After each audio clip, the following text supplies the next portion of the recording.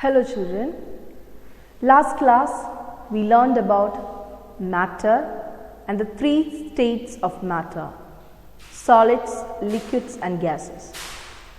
The arrangement of molecules in solids, liquids and gases. How they are packed. What are the special features of the three states of matter. So today we are going to study about how solids, liquids and gases dissolve in water. In many situations we have seen a solid or a liquid or a gas that is dissolved in water, and we have thought how it is possible also. Today we are going to learn about the secret behind these things. So first we can take the case of solids in water. Sugar, salt, they are all solids that dissolve in water. All solids do not dissolve in water. So we are telling about the solids that dissolve in water only. Suppose we are dissolving sugar in water. I have shown sugar in pink color. It's not actually like that, and water in blue color, just for you to understand it clearly, that's all. So sugar is solid and the molecules in sugar is arranged like this, tightly packed. Water is liquid and the molecules in water is arranged with intermolecular space between them.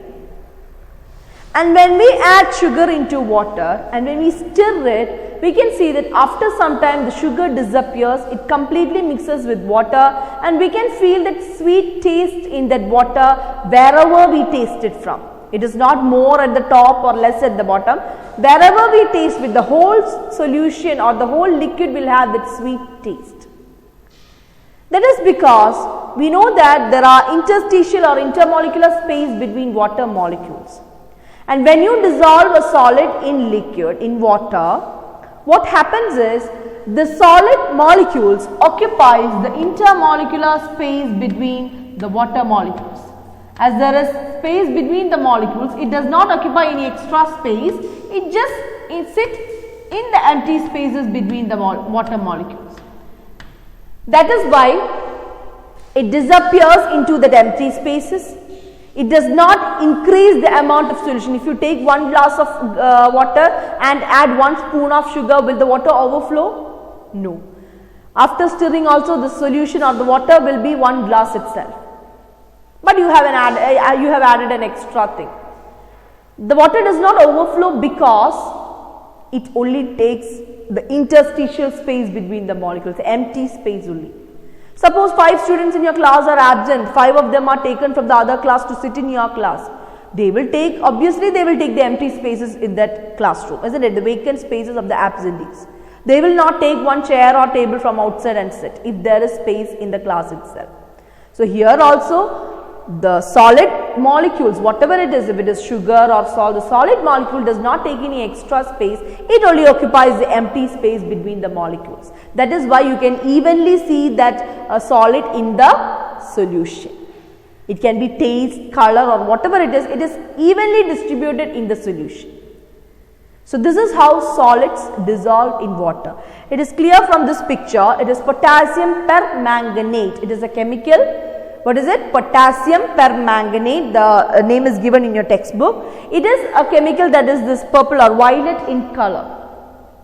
This, when mixed with water, gives you a pink solution or a violet solution like this. The solution of potassium permanganate is like this. The color is evenly distributed in the water because solids occupy the empty spaces in water. I hope it is clear how salt and sugar mixes with water now, isn't it? Next is liquids in water. Liquids in water, that is of 2 types.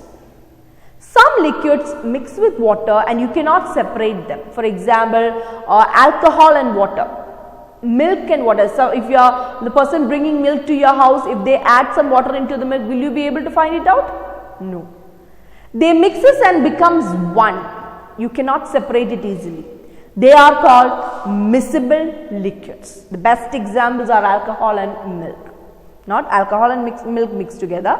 Alcohol and water milk and water. So whenever somebody asks, give two examples of miscible liquids, don't write alcohol, comma, milk. Alcohol and water, comma, milk and water. Miscible liquids means two liquids should be there. When you write alcohol alone, in your mind you have alcohol and water is mixed together, but the person who is reading, he may not know. So whenever you write about miscible liquids or immiscible liquids, two liquids should be there as a pair. So here the liquids which mix together with each other is called miscible liquids, whereas the liquids which do not mix with each other is called immiscible liquids. What is it? Immiscible liquids. The best example is oil and water. You might have tried it at home. You can see oil as a separate layer on top of water.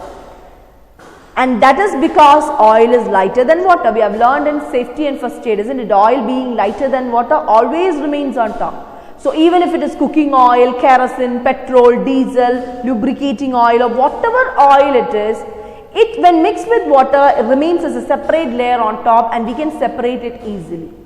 They are called immiscible liquids. So liquids mixing in water, there are two types, miscible liquids and immiscible liquids. And the third one is gases in water. We know that aquatic animals, that means animals that live in water, breathe in the oxygen that is dissolved in water. So from that it is very clear that water can dissolve gases because oxygen is a gas. Oxygen, nitrogen, carbon dioxide, ammonia, they are all gases which mixes with water, which is dissolved in water. So these gases are present in water.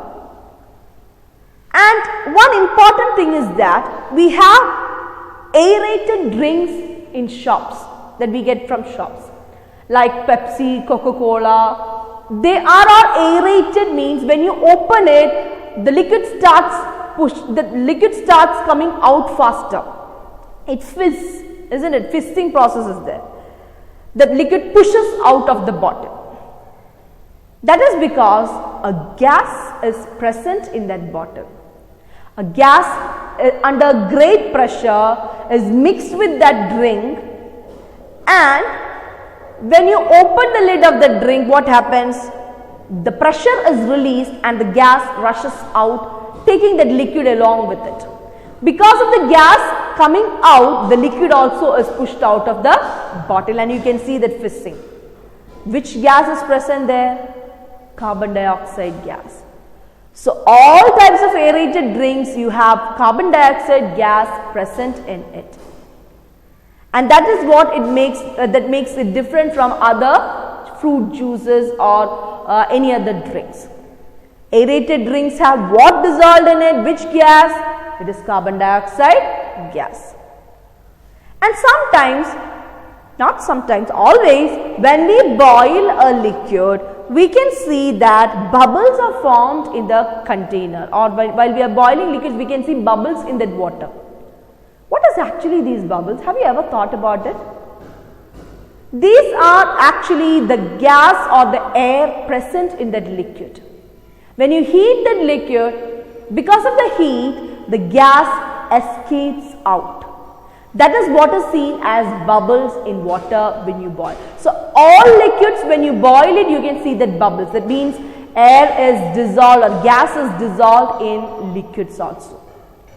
So solid, liquid and gas can be dissolved in the universal solvent, that is water.